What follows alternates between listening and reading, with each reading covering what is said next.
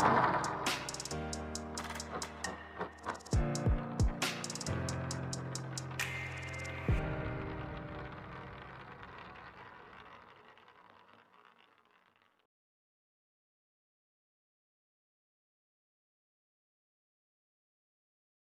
morning.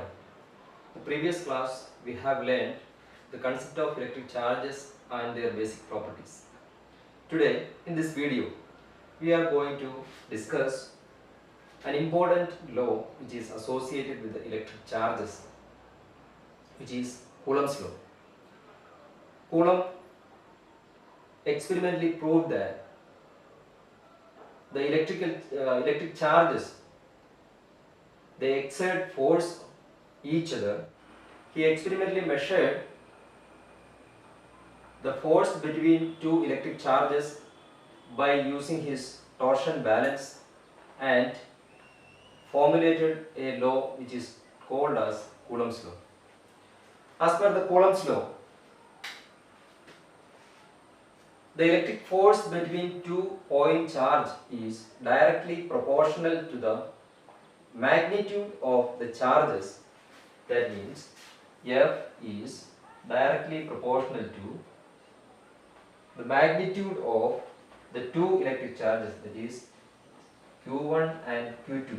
Let these two charges be Q1 and Q2, and F is also an inversely proportional to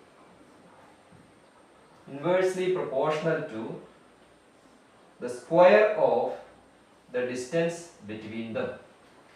So here the separation between these two charges Q1 and Q2 is taken as R. So he says that the force between two point charges is directly proportional to the magnitude of the electric charges and inversely proportional to the square of the distance between them along the line joining between these two charges. Suppose a charge Q1 is placed here and charge Q2 is placed here, and the force acting on these two point charges will be the line joining between these two points. Okay, and when we combine these two statements here, so we can write F is proportional to Q1 into Q2 divided by R square. So here there is a proportionality sign, and in order to eliminate this proportionality sign, we multiply this the whole term with a constant. So therefore we can write F is equal to K into Q1 into Q2 divided by R square, where K is known as the electrostatic force constant. So the value of K, that is equal to 1 by 4 pi epsilon 0. And here the value of K is depend on the medium in which the point charge operate, and so K is equal to 1 by 4 pi epsilon 0, and which is equal to, experimentally he measured the value of K, that is K is equal to 9 into 10 raised to 9 Newton meter square per Coulomb square. So that is the value of K, and here the K is equal to 1 by 4 pi epsilon 0. Here the term epsilon 0 and is known as the permittivity of free space or permittivity constant. So we can find out the value of epsilon 0. If K is equal to 1 by 4 pi epsilon 0, then the value of epsilon 0 is equal to 1 divided by 4 pi into K. So the value of K already we know that is equal to 1 divided by 4 pi into 9 into 10 raised to 9 Newton meter square per Coulomb square. The value of permittivity constant epsilon 0 is mathematically calculated as 8.854 into 10 raised to minus 12 coulomb square per Newton meter square. Now, since force is a vector quantity, the Coulomb law can be expressed as in a vector form.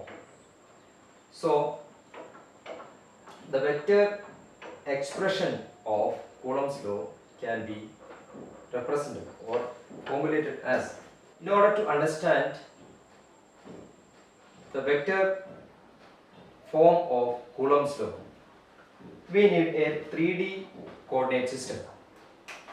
So, you know, the 3D coordinate system has 3 coordinates. This is x-axis, this is y-axis, and this is z-axis. So, this is a point where these 3 coordinates are x is equal to 0, y is equal to 0, and z is equal to 0. Let us mark 2 points on this coordinate system. That is where this is your point A and this is your point B. Now, where 2 points A and B, and in order to represent where the point A is located and where the point B is located, we need the position vector. So, the position vector, in order to represent the position vector of A and B, we need a common point and an origin, and that origin is known as the reference point. Here O is the origin or the reference point.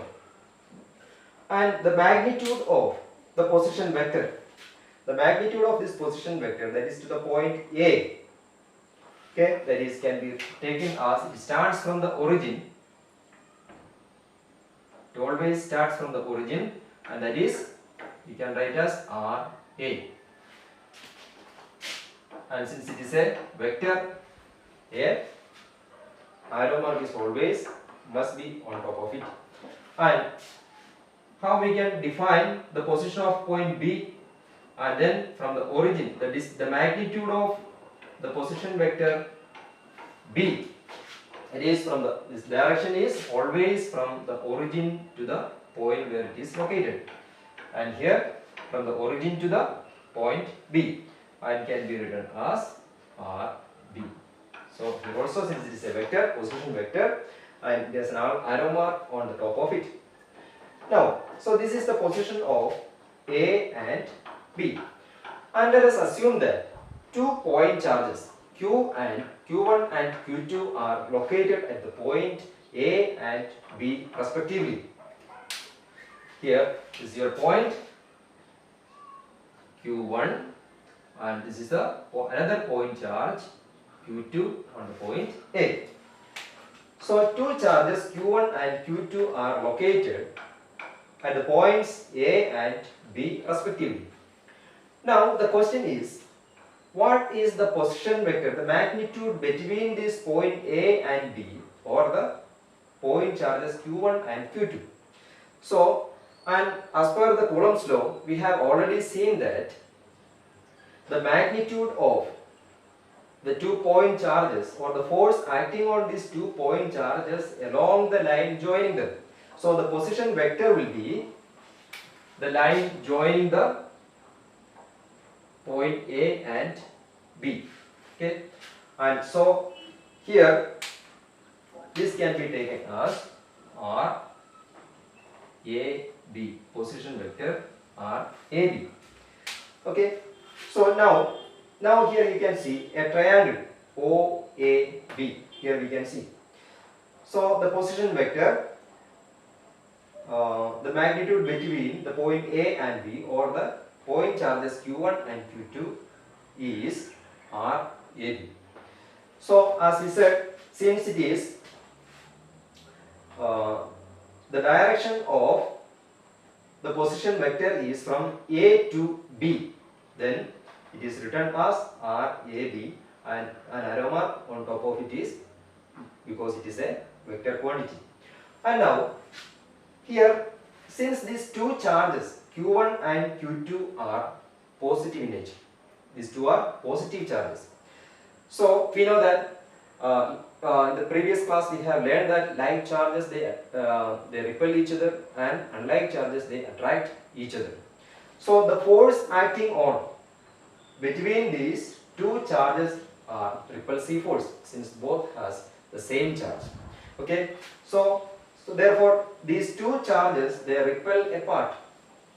They repel apart or they repel each other. It is not because of this charge by themselves, but the repulsion is the impact of the charge on of the other charge. Okay, now then at the point A, what is the force acting on the A or the point Q1? So the direction of this force acting on this charge Q1 or point A is in this direction. Okay, this is the direction of force acting on, because since it is a repel, both are repel each other in the opposite direction. So this is the direction of the force acting on the charge Q1 due to the charge Q2. So then we can write the force is equal to F A B. Okay, that means the force on charge A due to charge Q2. Now the force acting on the point charge Q2, and this is the direction of the force acting on the point charge Q2. Okay, this one. And now this can be taken as, since it is the direction of force, the first case the force acting on the Q1, okay, due to Q2. That means the direction of force is from B to A.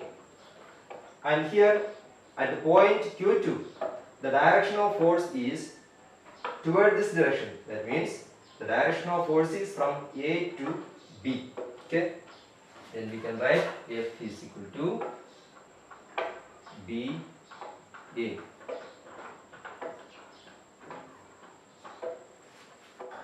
I am repeatedly talking about position vector. Then what is a position vector? And in order to understand the position vector in a better way, and we have a 2D coordination system. Okay, 2D coordination system. This is your x-axis and this is your y-axis. Let us have a point on this 2D coordination system, that is the point F. The point F. Now, in order to find out the magnitude of the point F on this 2D coordination system, we need a reference point, that is here O. O is the reference point here. Then the magnitude, what is the magnitude? Where the point F is located? The F is located, okay, the magnitude of F is represented as, this is always taken from the origin to the point F it is located. Okay, and let us join these two lines. This line F to the origin. And what is the direction of this position vector? It is always in upward direction. So we can represent this as RF. Since it is a vector, it has an arrow mark on top of it. And now, how we can locate or how we can define the position of F on this 2D coordinating system? So we need, in order to define this F clearly, we need two coordinates. That is a point on the x-axis, somewhere on the x-axis, that is taken as x1, and a point on the y-axis, somewhere in the y-axis, that is y1. So that is the exact location of the point F on this 2D coordinate system. Then, so therefore we can write the position vector. The position vector RF is equal to, how we can write it? That is xi, that is a unit vector, plus yi, j. Then here the value x represents the magnitude, that is the distance of f from the origin, and y is the distance, the magnitude of f in y axis. So let us say that is, if this is the distance, the magnitude, or in the x axis, that is x1, and this is the magnitude of f on the y axis, that is y1. Okay, or we may say that, so the position vector rf is equal to x into I, where I is the unit vector along the x direction, and plus y into j. J is the unit vector along the y direction. So then what is the magnitude of this position vector then? The magnitude of position vector rf is then taken under modulus, that is rf under modulus is equal to, what is its value? That is square root of x square plus y square. Okay, so the position vector, the magnitude of f on the x axis is taken as x1, so this becomes x1, and the magnitude of f along y direction is taken as y1, so this y becomes y1. So x1 into I plus y1 into j, so this becomes x1 y1. So this is the magnitude of the position vector. Then let us have, this is a position vector of a single point, and here we are talking about the 2 point charges. So we need to represent, or we need to define these 2 point charges, that is 2 locations. Then how we can represent, or how we can represent these two, find out the magnitude of these 2 points on the 3D coordinate or 2D coordinate system. Okay, let me draw a 2D coordinate system, and this is the x axis and this is y axis. Here we have the 2 points, a point A here,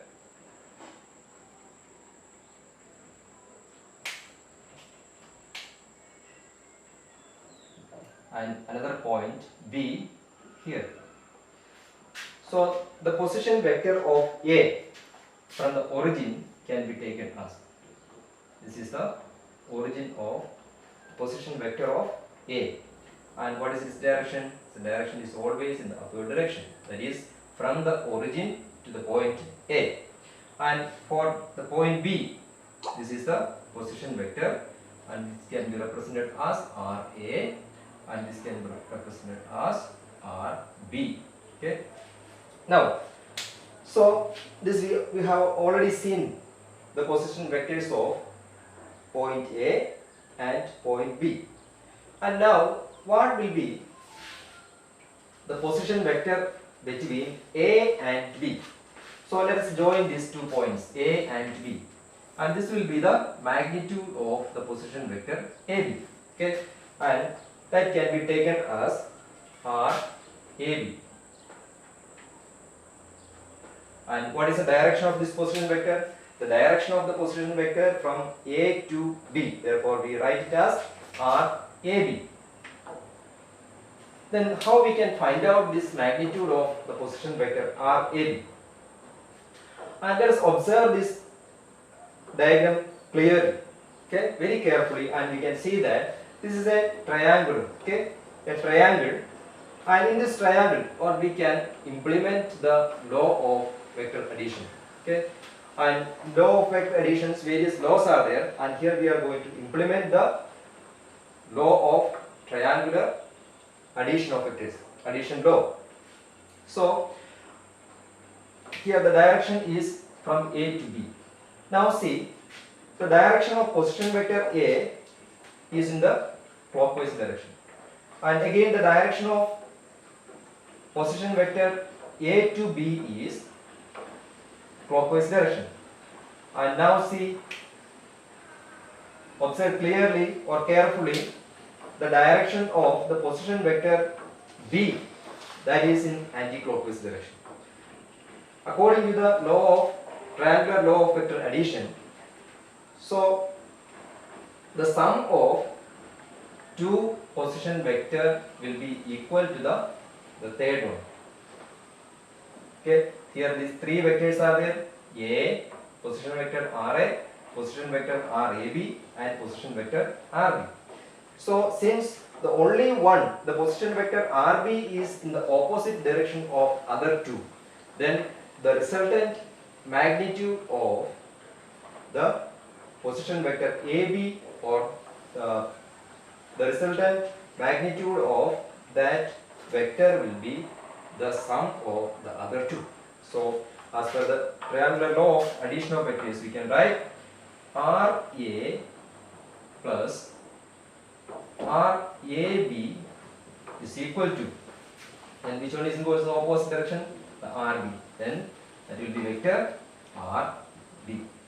Okay, and from this equation we need to find out the magnitude of the position vector RAB. So then from this equation we can obtain the value of the position, or the magnitude of the position vector RAB. Magnitude means the distance between A and B. So then what we will do? We will transpose this term A, position vector RA, into the other side. So we can get the value of the position, or magnitude of the position vector RAB is equal to RB minus RA. Now we reverse the direction. Now we reverse the direction means the position vector RB is in the anti-clockwise direction, and now take the position vector of BA, that means the direction of position vector of AB will be in the opposite direction. Okay, then what will be the direction? The direction will be B to A. Now how we will represent this vector? Then the vector will represent as, since the direction of position vector reversed, then this will be written as RBA. Okay, this is the direction. And now what about the direction of RA? Now the direction of position vector RA is in clockwise direction, whereas the direction of the position vector RB and RBA are anti-clockwise direction. Now what will be the resultant magnitude of the position vector RBA? Now the same law can be implemented in this case. So now we can write, when we implement the law of triangular law of vector addition, then we can write as the both. Okay, how we are writing? We add the position vectors that are in the same direction is equal to the magnitude of the other vector which is in the opposite direction. So we will write RB plus RBA is equal to position vector RA. Okay. Now from this equation we can obtain the magnitude of the position vector RBA. So how we can write RBA, position vector, magnitude of the position vector RBA is equal to position vector RA minus position vector RB.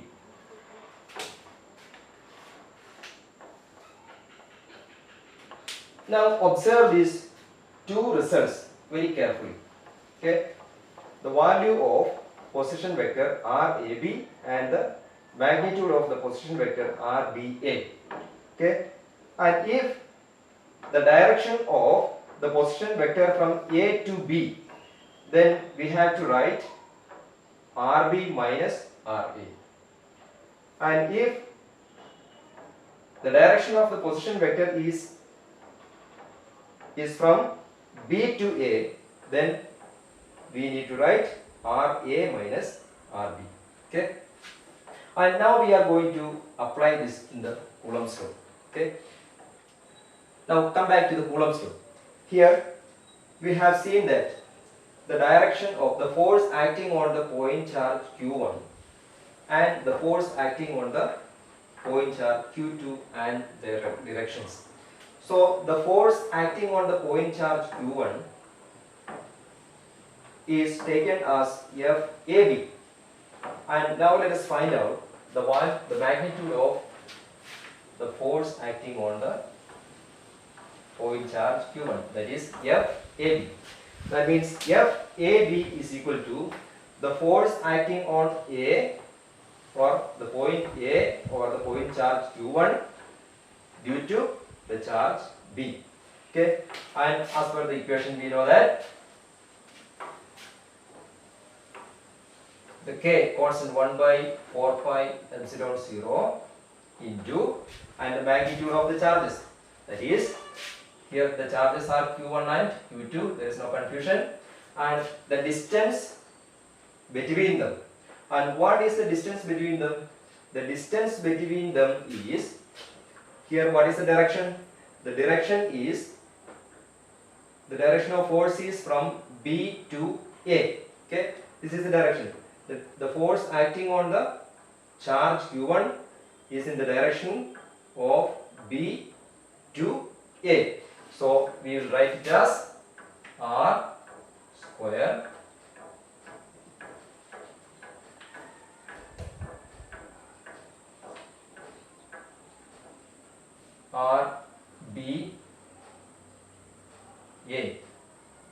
RBA square. And what is its direction? The direction is along B to A.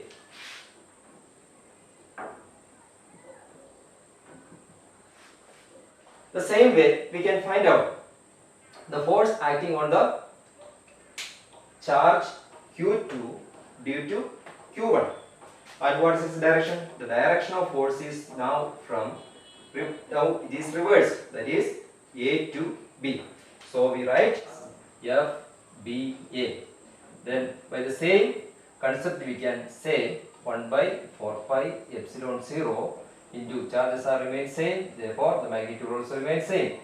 That is, but what is the position vector? And in this case the direction is in this towards this direction. So the position vector is RBA in this case. So we can write RBA square. What is its direction? Along AB direction. Now, instead of this statement, the direction is given as a statement along BA direction, along AB direction. Instead of this statement, we are going to represent this statement by a unit vector. So we can write, first of all, the first equation FAB. We are going to reduce the expression for the force acting on the point charge Q1, 4 pi epsilon 0 into Q1 into Q2 divided by RBA square. And instead of this statement, what we are going to write? We are going to multiply with the unit vector, that RBA. Then this unit vector can be represented as a position vector divided by its magnitude. So how we can write this one? RBA, since it is a vector, position vector form, then the arrow mark is there, and the magnitude is taken under modulus. Then multiply with the entire thing, 1 by 4 pi epsilon 0 into Q1 into Q2 divided by RBA square. Okay.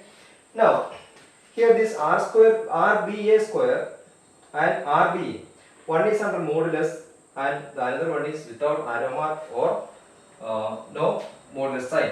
So and there will be a confusion that whether it will be multiplied together or not. But yes, both are same magnitude, so we can multiply them together. So we write 1 by 4 pi epsilon 0 into Q1 into Q2 divided by RBA square into RBA, that is RBA cube into the position vector RBA.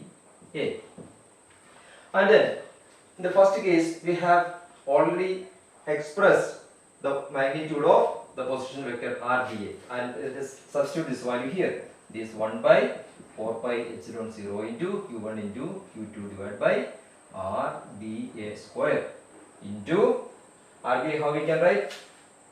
RA minus RB.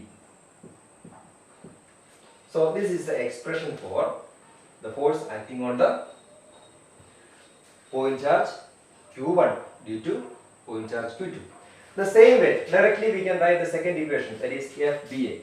Then FBA is equal to, how we can write? 1 by 4 pi epsilon 0 into Q1 into Q2. Then what is the direction here? Here the force is acting along this direction, AB direction. The direction of force is AB. So what we will write? Here we will write R AB square into, then the unit vector. So that is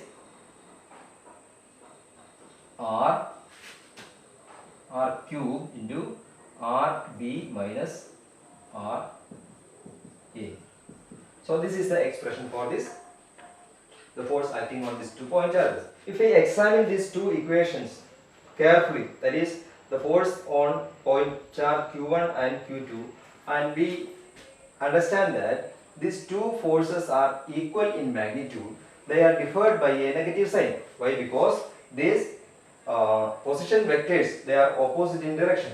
So that means this negative sign indicates that they are opposite in direction. And if you stop here and move on to the Newton's third law of motion, and it says that every action has an equal and opposite reaction. So that means the Coulomb's law for electric force satisfies Newton's third law of motion.